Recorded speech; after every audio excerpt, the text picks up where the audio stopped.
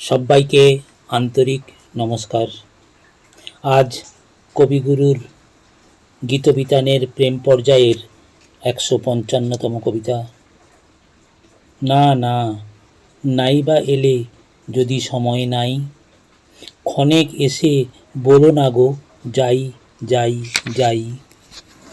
আমার প্রাণে আছে জানি সীমাবিহীন গভীর বাণী, তোমায় চিরদিনের কথাখানি বলবো, বলতে যেন পাই।